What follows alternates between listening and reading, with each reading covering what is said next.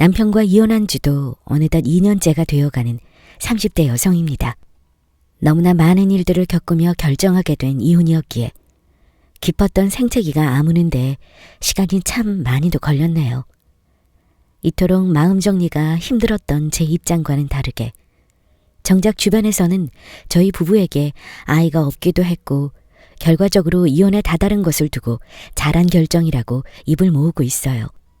그렇게들 생각하는 이유가 무엇인지, 그리고 제가 이런 결정을 내리고 아무 일 없었던 듯이 살아내는 것이 맞는지에 대해 사연을 보내고 여러분들의 의견을 들어보고 싶었습니다. 저는 서울 홍제동에서 태어나 평범한 학창시절을 보냈고 특별한 것 없지만 부족할 것도 없어 보이던 출판 관련 중견기업에 취업하여 나름 성실한 삶을 보냈습니다. 정신없이 20대를 보내고 나니 주변 친구들이 상대적으로 이른 나이에 하나둘씩 시집을 가기 시작했고 자의반 타의반으로 저는 어느새 결혼식 프로 참석러라고 불리우며 마지막 남은 미혼녀라는 꼬리표까지 따라붙기도 했었죠. 2018년쯤 여느 날처럼 여고 시절부터 절친한 사이였던 친구의 결혼식에 참석하게 됐습니다. 초여름 날씨에 절정임을 소리치듯 뜨거운 공기로 가득 찼던 지하철역. 한 채수 크게 주문에 불편하게만 했던 하이힐을 신고 또각또각 정신없이 달려갔던 잠실역 인근의 웨딩홀. 바로 그곳에서 제 인생을 가장 크게 흔들어댔던 그 사람을 만나게 될 줄은 꿈에도 몰랐죠.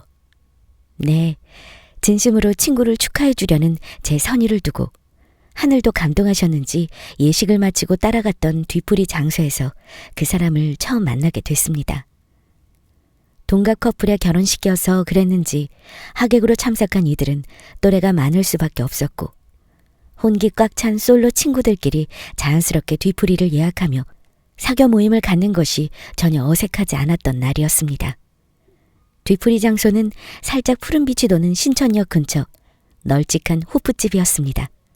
테이블마다 기름내 좋은 치킨들을 주문했고 끝없이 채워지는 얼음잔 호프가 그날의 화기애애했던 분위기를 말해주듯 했습니다.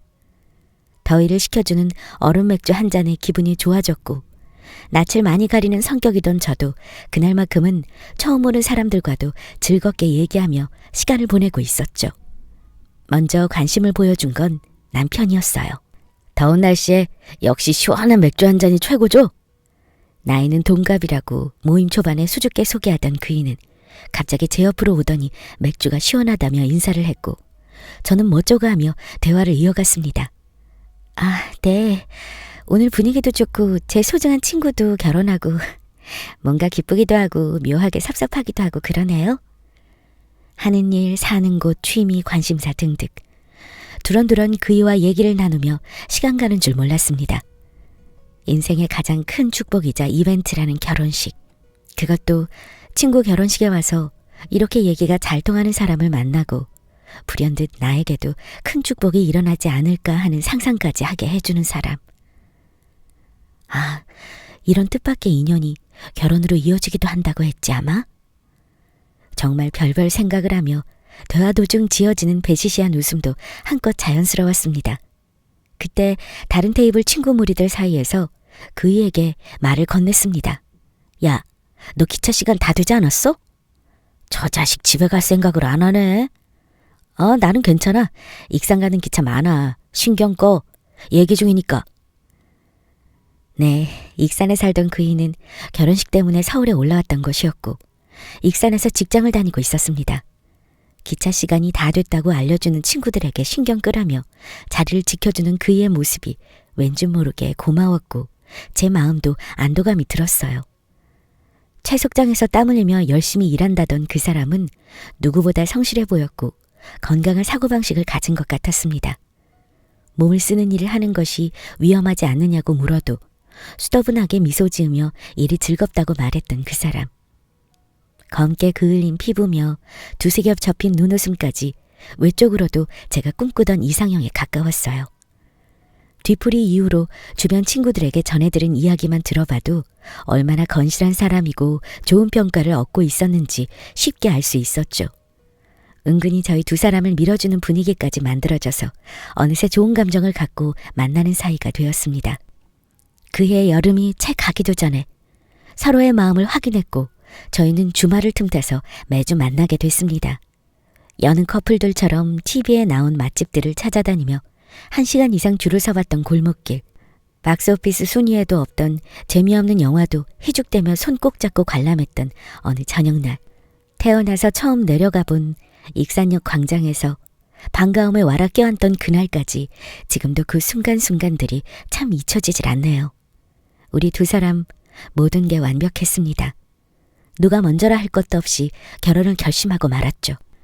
서로가 서로를 기다리느라 결혼을 미뤄둔 건 아니었을까 싶었을 정도로 어떠한 걸림돌도 그 누구의 반대도 없었고 친구들이 항상 힘들어하던 시댁 식구들에 대한 스트레스도 전혀 없었어요.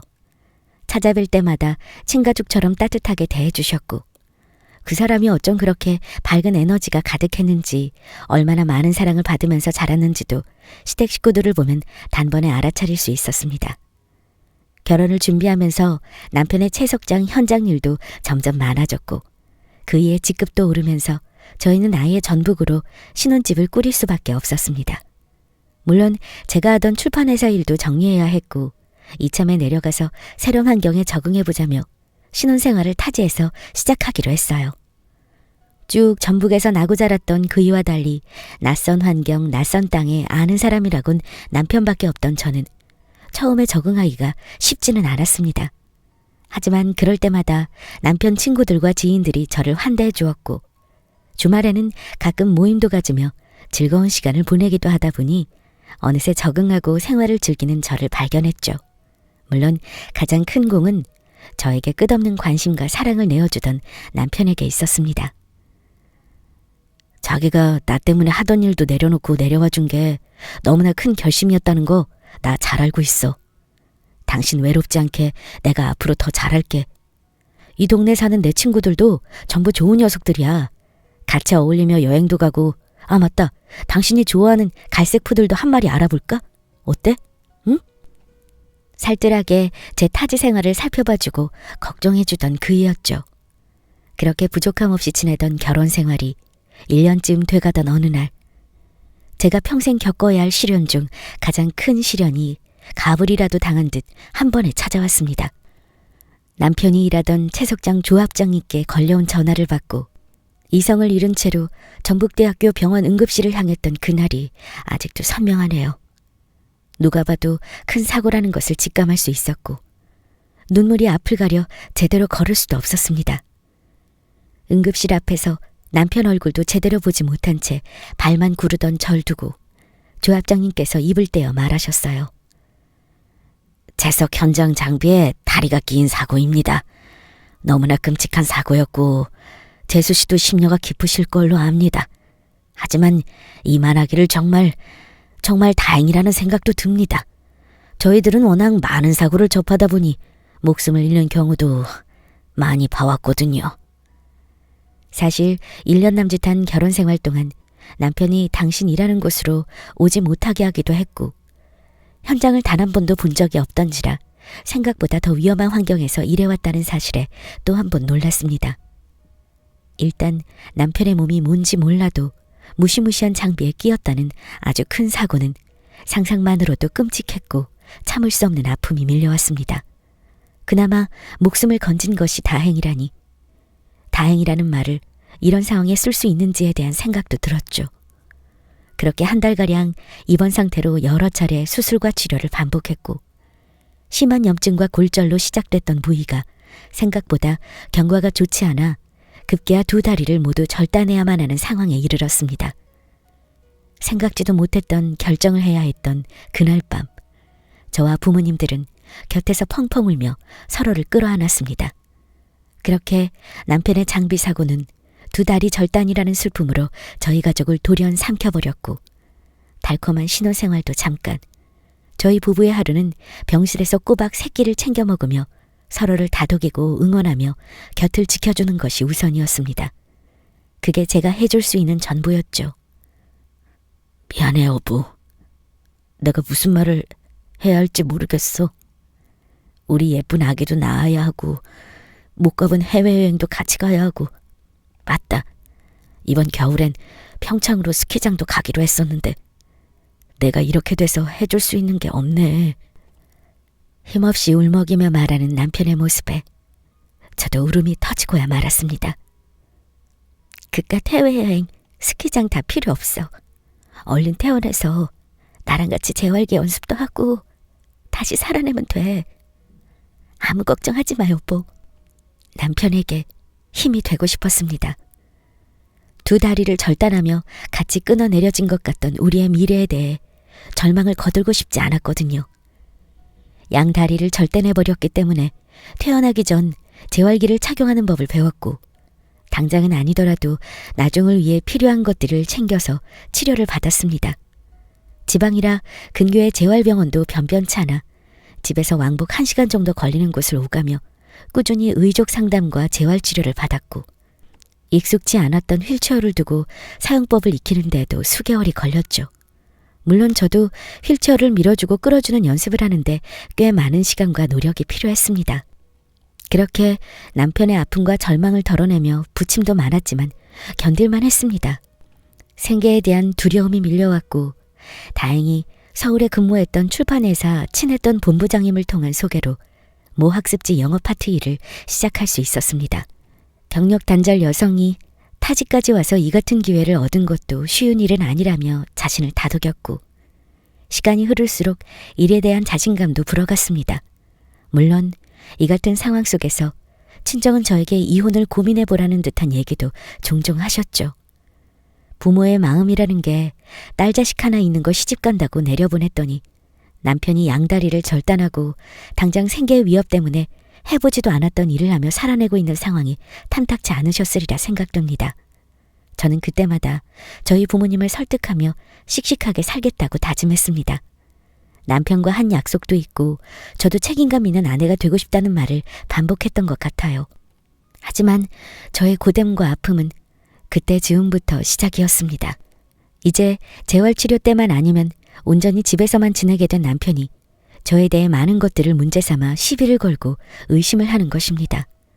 퇴원 직후에는 분명 그러지 않았는데 퇴근하고 늦은 시각 집에 가는 날이면 어김없이 저를 퉁명스럽게 대했고 몸이 불편해 집에만 있는 남편이 받는 스트레스를 생각해서 참자고 버티기도 해봤지만 그 강도는 점점 세지기만 했습니다. 처음엔 물론 당황스러웠죠. 그토록 고맙고 미안하다며 옆에만 있어달라던 남편이 어느 순간부터 짜증과 시비로 점철된 말들만 내뱉었고 제가 하는 일에 대해서도 불만스러움을 내비치곤 했었으니까요. 학습지 회사에서 영어 파트를 담당하다 보니 외근도 잦을 수밖에 없었고 관련 업무로서는 어찌됐든 처음이다 보니까 더 많은 시간과 노력을 투자해야만 했거든요. 다들 아시겠지만 결혼이라는 것을 이루고 살림 하나 꾸린다는 것이 얼마나 금전적인 부담이 큰지 미혼일 때는 몰랐습니다. 보험금은 치료와 입원비, 재활비용 등으로 길지 않은 시간 거의 소진한 상태였고 그나마 저희 명의로 되어 있던 집 하나 남긴 채 친정이나 시댁 사정 생각하면 손 벌릴 수도 없는 상황이었죠. 당시 일을 해서 돈을 벌 수 있는 건 저뿐이었고 아침잠을 줄여가며 저 없는 동안 남편이 챙겨 먹을 끼니들을 준비하고 김가루에 대충 비벼내 반찬통에 담아둔 주먹밥을 업무 틈틈이 꺼내 먹던 게 제 하루의 전부였습니다. 하루는 남편이 짜증 섞인 말투로 말했습니다. 당신 요즘 왜 이렇게 퇴근이 늦어? 학습지 회사 다닌다는 사람이 화장에 뭘 그렇게 떡칠을 해? 요즘 거래처들도 많아지고 영업 업무라는 게 이렇게 발로 뛰는 일이 많은지 몰랐어. 여보가 이해 좀 해줘. 솔직히 저도 일하느라 스트레스가 쌓이고 지치기도 했지만 똑같이 말로 받아쳤다가는 남편에게 더 큰 스트레스를 주지 않을까 속으로 삭히는 일이 다반사였습니다. 내가 맨날 집에만 있다고 무시하는 거야? 다리병신 남편 만난 게 후회스럽냐? 돈 좀 벌어온다고 내가 아무 말 안 했더니 이제 내가 우습지?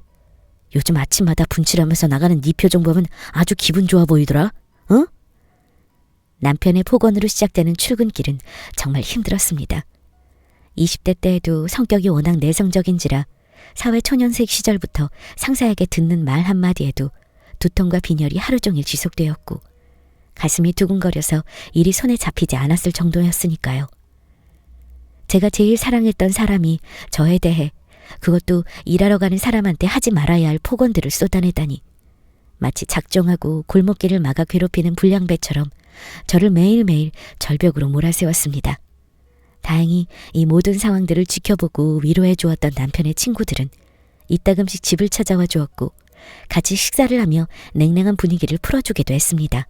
신혼 초부터 잘 지냈던 사이이기에 저도 그들과 같이 하는 자리면 저도 남편도 아픔에서 좀 누그러지고 밝게 웃을 수 있었으니까요. 고맙게도 남편의 친구들은 제가 하는 일에 조금이라도 보탬이 되고 싶어서 새로운 학습지 거래처를 연결해 주기도 했고, 이는 저의 실적으로도 반영이 되어서 직장에 자리 잡는 데 큰 도움이 되기도 했습니다. 그래, 남편이 저렇게 될 줄 누가 알았겠어. 나보다 그이가 더 힘들 테고 다행히 이렇게 도와주는 분들도 많으니까 조금만 더 힘내보자 라며 제 자신을 다독였습니다.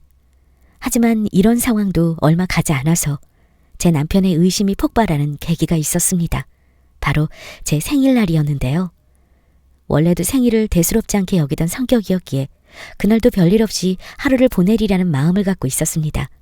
마침 조기 퇴근을 하던 날이라 남편과 함께 저녁이라도 먹어야겠다는 생각에 스케줄을 맞춰보려 했지만 남편의 추적 정밀 검사가 오후 5시까지 잡히는 긴 시간이어서 어느 정도 저에게 빈 시간이 생겼던 날이었죠.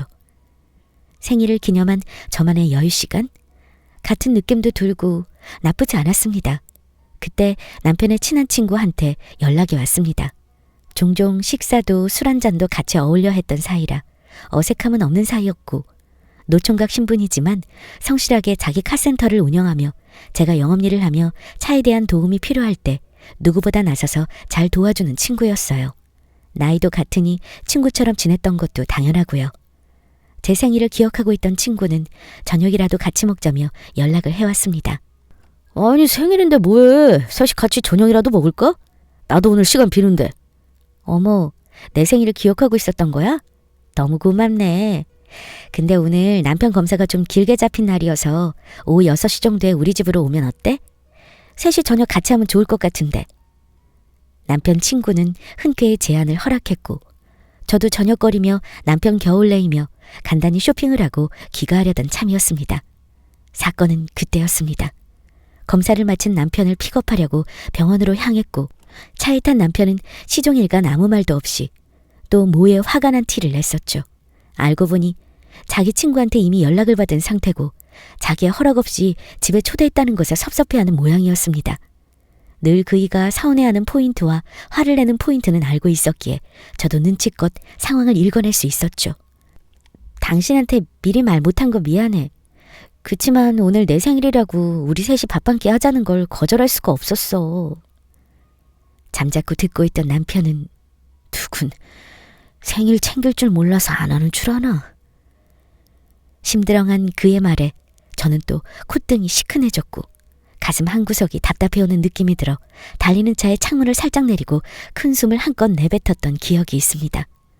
결국 셋의 저녁 식사는 무사히 마쳤고 별탈 없이 기념이랄 것도 없이 제 생일은 조용히 지나가나 싶었습니다. 하지만 남편의 친구가 돌아간 직후 갑자기 소리치며 저에게 삿대질을 하는 남편. 너 아주 오늘 작정하고 내 친구한테 웃음을 흘리더라? 어? 오랜만에 그렇게 남자 만나니까 아주 신났냐? 여보, 그게 무슨 소리야? 저는 그 한마디에 울음이 터져나왔습니다. 어떻게 사람이 이렇게 변할 수가 있지? 나에 대한 생각은 왜 전혀 하지 않는 거지? 괜시리 생일이어서 그런지 더 서럽고 분해서 폭언을 뱉는 남편에게 저도 큰 소리를 치고 싶었으니까요.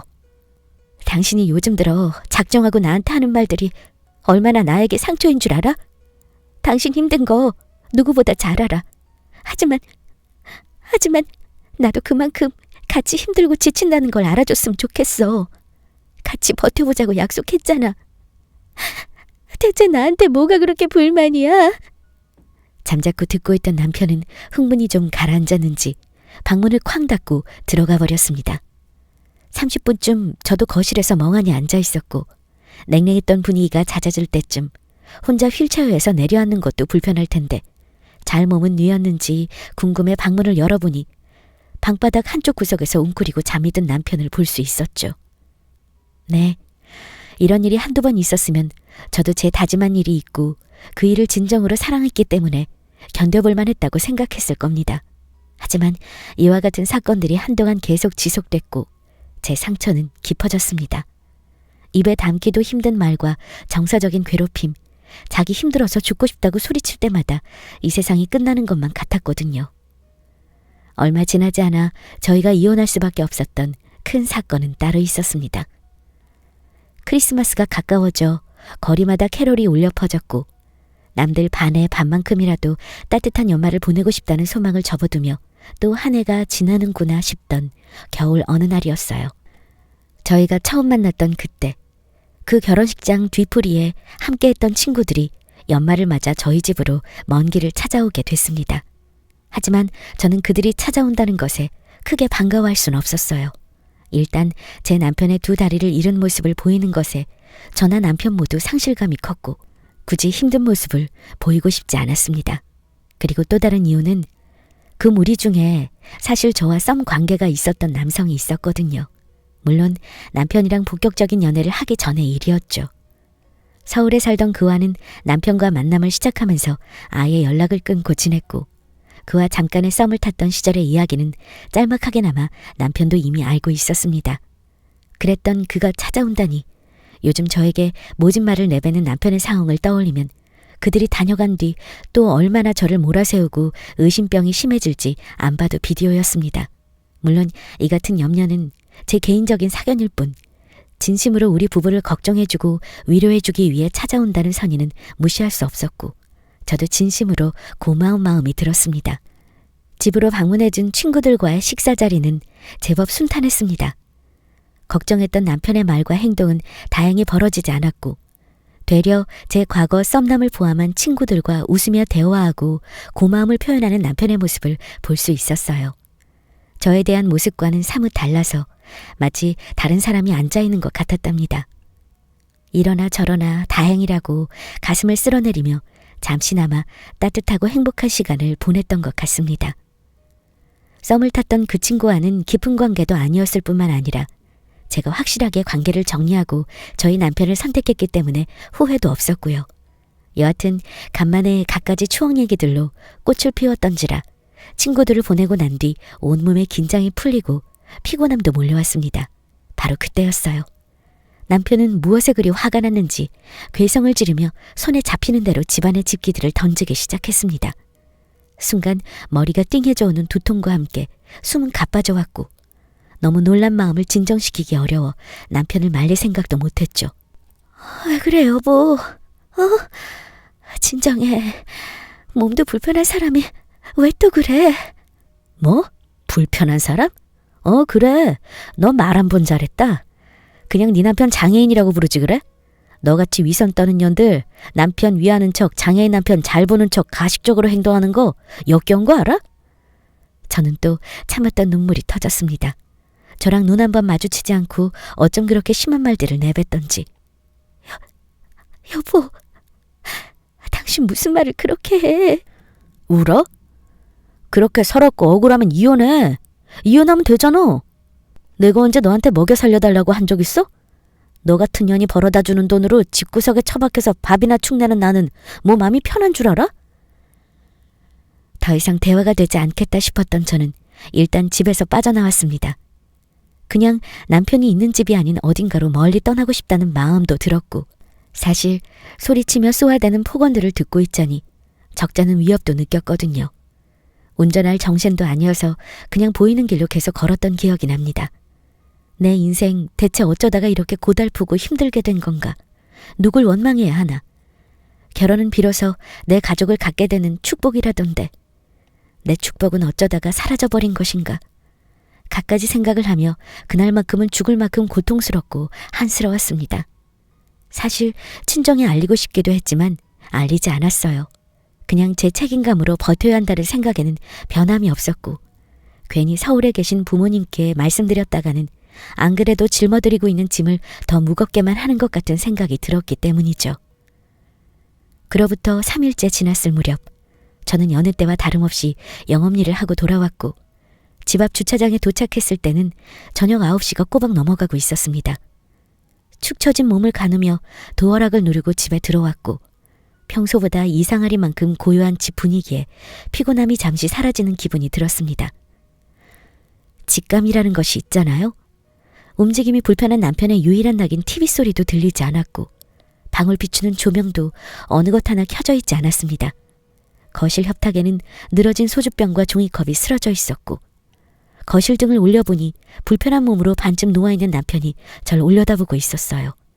그 모습을 지금도 잊지 못합니다. 술도 잘 못하던 그 사람은 그 많은 술을 마시고 제 퇴근을 기다렸던 모양입니다. 왔냐? 당신 무슨 술을 이렇게 많이... 왜? 나는 술 먹으면 안 돼? 니년 맨날 나가서 웃음 팔고 회식한답시고 남자들이랑 술 처먹고 다니잖아. 아니야? 아니냐고 이 개 같은 년아. 또 시작된 남편의 폭언에 저는 그만하자는 듯이 자리를 피했습니다. 그때였어요. 이혼하자. 이혼해. 나도 지친다. 뭐라고? 이혼? 무슨 일 있었어? 오늘따라 왜 더 심하게 그래? 심해? 니년은 내가 왜 이혼하자 하는지도 모르지? 걸레 같은 년. 불륜하고 다니니까 재밌든? 다리 병신된 남편 두고 다른 남자랑 모텔방 다니는 재미가 아주 쏠쏠했지? 어? 지난 겨울 다녀간 그 썸남에 대한 의심을 거둘 생각이 없어 보였던 남편은 그간에도 꾸준하게 저를 괴롭혔고 마침내 불륜이라는 하지 말아야 할 단어까지 써가며 저를 조롱했습니다. 아직도 그러니? 무슨 몇 년 전 남자일 가지고 당신은 아직까지 그렇게 나를 괴롭혀? 정리했던 관계였던 것도 별로 깊은 관계가 아니었던 것도 결국 당신 선택해서 연애하고 결혼까지 했던 것도 모두 아는 사람이 어떻게 그러냐고. 소리 좀 그만 치고 욕 좀 그만해. 내가 뭘 그렇게 잘못했어? 참았던 저도 쏟아지는 눈물을 머금으며 말했습니다. 아무리 속상하고 자신의 처지를 비관할 수 있다고 100번 이해하려 했지만 그 순간만큼은 저도 이 사람이 넘을 선을 넘고야 마는구나라고 생각했죠. 그래. 니녀는 아직까지 뭘 잘못했는지 모르는구나. 너 그저께 버스터미널 근처에서 그 새끼랑 모텔 들어가는 거 봤다는 얘기를 들었어. 나 네 남편이야. 대충 니년이 하고 다니는 꼬라지만 봐도 다 알거든? 뭐? 모텔? 당신 미쳤어? 무슨 그런 말도 안 되는 소리를. 대체 누가 그래? 내가 그 사람이랑 모텔 갔다고. 어이가 없어서 한마디 한마디 입을 떼어내기도 어려웠습니다. 원래 장애인을 남편에 둔 마누라들이 처음엔 지극정성으로 곁을 지키는 척 아픔을 공유하는 척 가식만 떨다가 결국 딴 새끼랑 바람나서 집 나간다더라. 너도 똑같은 년이지 뭐. 그냥 다리병신 앞으로 떨어지는 지원금만 욕심났지? 아, 내가 일찍 뒤지면 보험금도 좀 두둑하겠네. 그냥 그 새끼랑 따로 살림 차려서 살아. 뭐하러 병신 옆에서 병신처럼 살아? 습관적인 욕설, 반복되는 의심, 말도 안 되는 소설. 이 사람이 이젠 정신적으로도 아픈 건 아닌지, 왜 나는 이런 모욕적인 말을 들으면서도 나보다 저 사람만 걱정하고 있는지 답답했고 서글펐고 상황이 나아질 기미는 전혀 보이지 않았습니다. 더 황당했던 사실은 누구의 도움을 받았는지 이혼 서류까지 준비해 놓았더군요. 저보고 도장만 찍으면 확실하고 깔끔하게 갈라서 주겠다면서 말이죠. 하루 이틀 준비한 것 같아 보이진 않았습니다. 날 괴롭히는 방법도 정말 갖가지로 작정을 했구나 싶었어요. 난 불륜녀랑 살 수 없어.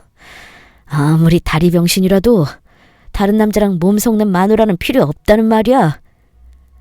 말 같지도 않은 소리를 되려 호기롭게 내뱉던 남편. 하염없이 서러운 저녁이었습니다. 그가 내뱉는 말 공기가 싫었어요. 불의의 사고를 당한 남편 옆에서 지금까지 버텨왔던 제 하루하루의 삶. 서울에서 모든 걸 포기하고 내려와서 부푼 마음으로 시작했던 타지 생활. 앞으로 행복할 일만 남았다며 같이 소파를 옮기던 우리 두 사람. 모르겠어요. 그 순간에는 마냥 눈물만 흐르고 이 세상에 저 혼자만 남겨진 것 같은 기분이었죠.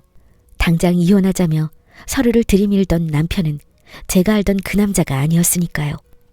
제가 너무 힘들게 지내고 있는 걸 아시기에 이혼하라고 권유하는 것도 어느새부터 눈치 보며 멈추신 부모님 생각도 났고 하루 11시간씩 죽어라고 일을 해도 꾸준한 생활고에 시달리는 지금의 삶이 지치기도 했고 저는 그냥 고약한 사람이 되기로 결심했습니다.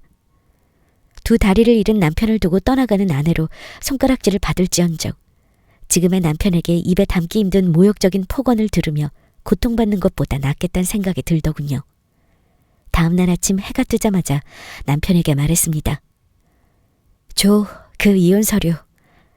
당신 생각이 그렇다면 이혼해 줄게. 이혼 어려운 거 아니야. 너무 쉽잖아. 여기에 도장만 찍으면 되는 거. 제가 강하게 몰아붙이자 어제와는 다르게 약간 놀란 듯 남편은 멈칫하는 모습을 보였습니다. 그래. 진즉에 그럴 것이지. 불륜하니까 막 그렇게 다른 남자 만나니까 씨펄.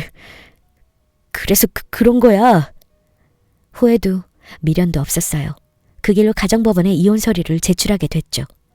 그런 상황에 다다를 때면 신기하게도 주변 인맥의 도움으로 일이 척척 잘 진행되더군요. 적은 돈이었지만 다음 분기 남편 재활기를 바꿔주기 위해 모아두었던 돈을 이혼하는 데에 쓸 줄은 꿈에도 몰랐습니다.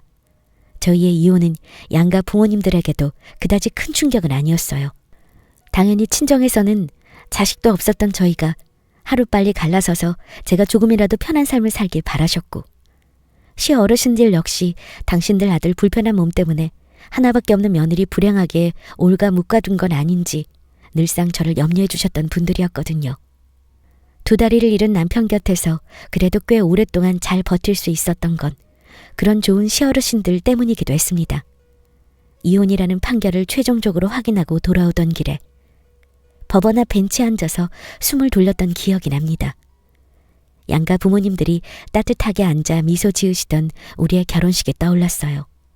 많지도 적지도 않았던 하객분들 모셔놓고 수줍게 손바닥을 내보이며 평생 함께할 것을 약속했던 우리. 그때의 두 사람은 진짜 행복해 보였을 텐데 말이죠. 지금은 그 사람과 다시는 눈을 마주보며 설 수조차 없게 된 현실이 체감되어 뜨거운 눈물이 흘러내렸습니다. 그날따라 차디찼던 찬바람 기운에 제 뺨이 더욱 시리기도 했습니다.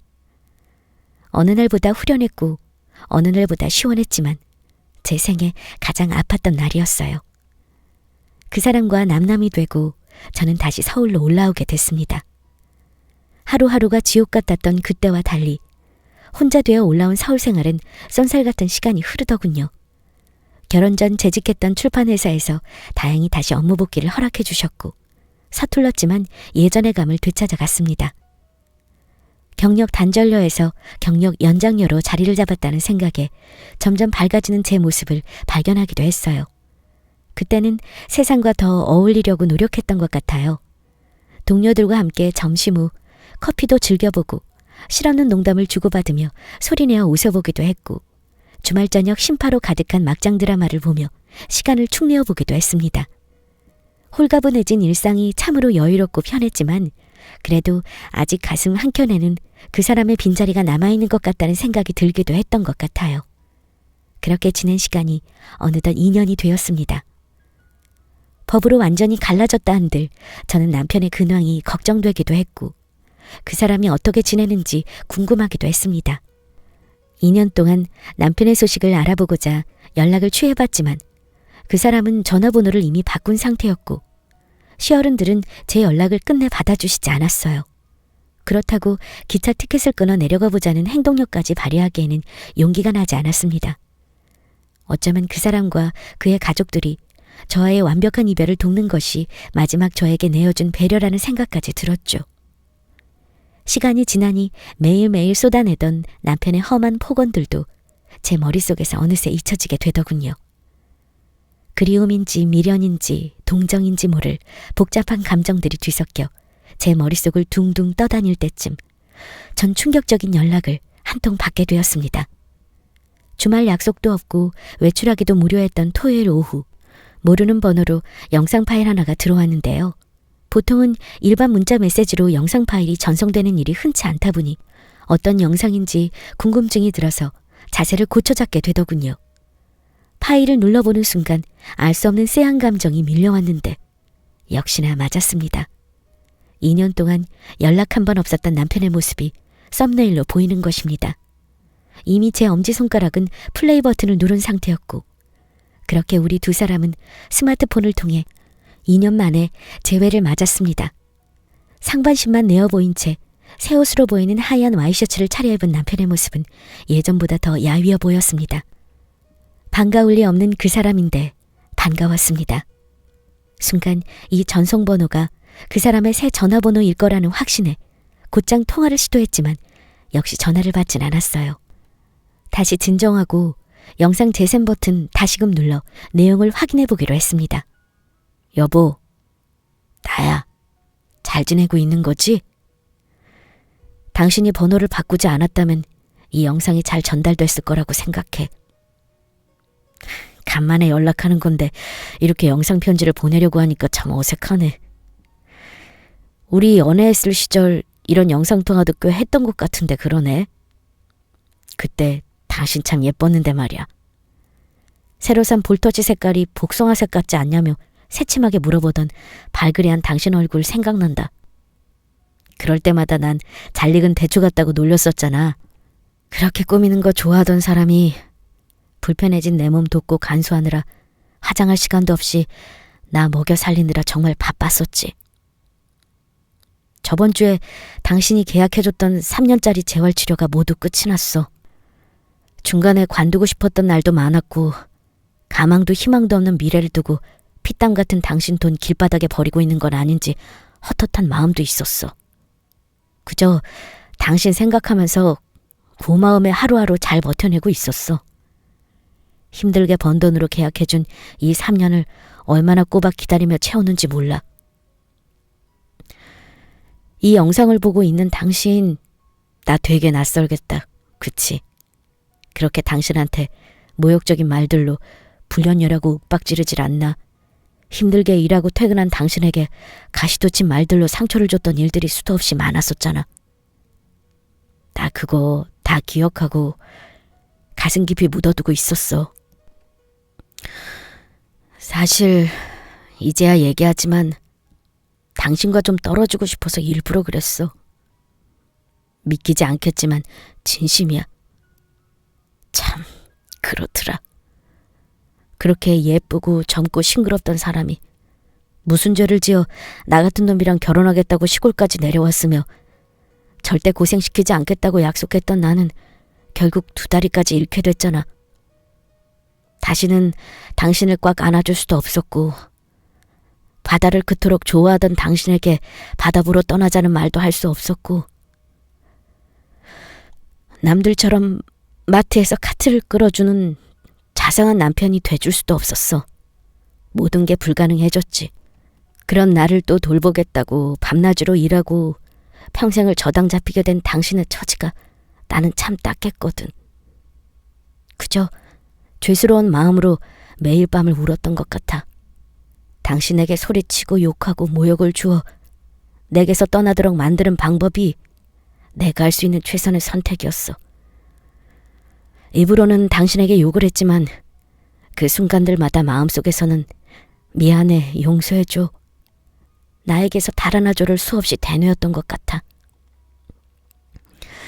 어찌됐든 당신이 나와 이혼하고 서울로 돌아가게 되면서 내 마음은 한결 후련해졌어. 다시 일도 시작했을 거라 상상했고 나보다 더 나은 놈 만나서 다시 행복을 되찾았으면 좋겠다는 생각도 들었어. 그냥 당신이 하는 모든 일들이 나와 있었던 시간보다 나아졌으리라 믿었어. 아, 맞다. 나 종교 없는 거 알지? 그래도 진심으로 당신의 행복을 기도했어. 원래 사람이 아프고 불우한 처지가 되면 마음이 약해진다더니 내가 꼭 그런 것 같네. 요즘 왜 이렇게 눈물이 많아지는지 원. 아무튼 이제라도 더 행복해지기 위해 노력하는 사람이 되길 바래. 나 같은 놈이 이제 그만 잊어버리고 새로운 삶을 살아줘. 이 영상 편지의 핵심은 그거야. 날 잊어달라는 얘기를 하고 싶었어. 이거 찍으려고 새 옷도 사 입었는데 어때? 우리 엄마한테 부탁했는데 여전히 내 취향을 모르네. 우리 엄마도 많이 늙어서 그래. 그래도 나름 밝아 보이고 좋지 않아? 당신은 찰떡같이 내가 좋아하는 셔츠 잘 사다 줬는데 카라넥 좁은 거 싫어했던 거 기억나지? 맨 처음 서울에서 나와 눈인사하며 맥주 한 잔 기울였던 그날, 그 이전에 당신으로 다시 완전하게 돌아가줬으면 해. 싱그럽고 꿈 많던 서울 아가씨로 새 출발하기를 부탁하고 기원할게. 궁상이 너무 길었다. 내가 지금 무슨 말들을 했는지도 모르겠네. 그래도 영상은 언제든 돌려볼 수 있으니까 그게 매력인 것 같다. 그럼 여기까지만 녹화할게. 나 많이 아끼고 돌봐줘서 고마웠어. 잠깐이나마 평생을 약속해줬던 사람이 있었다는 것도 내 인생에 정말 큰 의미였어. 마지막으로 한없이 못되게 굴었던 그동안의 나를 용서하고 지원해줘. 나는 두 발이 없잖아. 아무리 노력해도 당신에게서 도망갈 수 없었어. 그래서 내가 당신을 떠나보낸 거였어. 다시 한번 미안하고 많이 사랑해. 영상을 재생하는 내내 어찌나 눈물이 쏟아지던지 두 눈이 시리고 아릴 만큼 펑펑 울었습니다.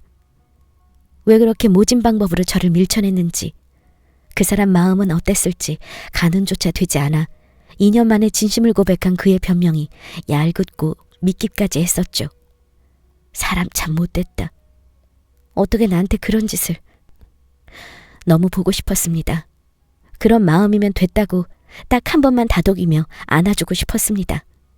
곧바로 걸어낸 전화는 역시나 수신이 되지 않았어요. 기다릴 수 없었던 저는 전화번호부를 뒤적이며 시어머니에게 곧장 전화를 걸었습니다. 역시나 받지 않으셨고 떨리는 손가락으로 문자 메시지를 보냈습니다. 티오 어머님께. 어머니, 잘 지내셨죠? 오랜만에 연락드리는데 전화 좀 받아주세요. 그이가 연락을 받지 않아서요.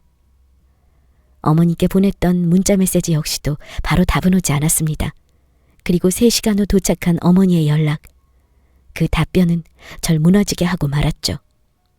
그간 제 연락을 피하시던 어머니는 펑펑 울며 2년 만에 전화를 해오셨고, 남편이 자기 방에서 혼자 목숨을 끊었고 병원으로 곧장 옮겨졌지만 결국 숨을 다하게 됐다는, 오늘 아침만 해도 별일 없던 아들이 무슨 일로 그랬는지 모르겠다는 숨이 넘어갈 듯한 음성으로 얘기해 주셨습니다.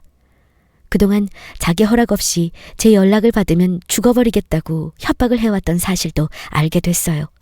온몸에 힘이 풀려 소아음을 제대로 들을 힘조차 사라지더군요. 그렇게 그 자리에서 어머님과 저는 통화로 목 놓아 울어내며 서로를 위로했습니다. 그의 가족들은 장래에 저를 찾아오지 못하게 하셨습니다. 저 역시도 가서 찾아뵙고 떠나간 남편을 바라볼 자신이 없었어요. 시어르신들과 저는 대체 무슨 이유인지, 그동안 어떤 것 때문이었는지 서로가 서로에게 궁금한 것들을 묻고 따지지도 않았습니다. 황망하게 떠나간 남편은 본인의 고향 외곽에 있는 납골당에 자리하게 됐고, 주말 휴무를 맞이하여 조용히 그를 찾아갔어요. 그 사람이 재활치료를 마치면 입고 싶다고 했던 카라넥 넉넉한 화이트 셔츠를 하나 사들고 갔더랬죠. 그 사람 앞에 놓아주고 돌아오던 길, 기차에서 하염없이 눈물이 흐르더군요. 끝까지 그렇게도 모질고 배려 없는 사람이라니. 그토록 아팠다면, 그만큼 힘들었다면 끝까지 절 붙잡고 표현하고 위로받지 그랬냐고 꼭 전해주고 싶었습니다. 지금도 어느 옷가게에서 잘 다려진 하얀 셔츠만 보게 되면 자연스레 그 사람이 떠오릅니다. 두 발이 없던 남편은 걷지도 못하게 됐다며 그토록 엄살을 부리더니 이제는 제가 잡을 수도 없을 만큼 아주 멀리 떠나갔네요. 앞으로도 그 사람 목까지 가치 있는 하루하루를 살아내는 것, 앞을 향해 잘 걸어내어가는 것이 제 목표인데요. 이렇게 사연을 써내려가며 저 역시도 위로를 많이 받았습니다. 저 앞으로 다시 잘 살아낼 수 있을까요? 여러분들의 격려와 응원을 듣고 다시 또 씩씩하게 나아가 보려고 합니다. 지극히 사적인 제 이야기들 긴 시간 들어주셔서 진심으로 감사드립니다.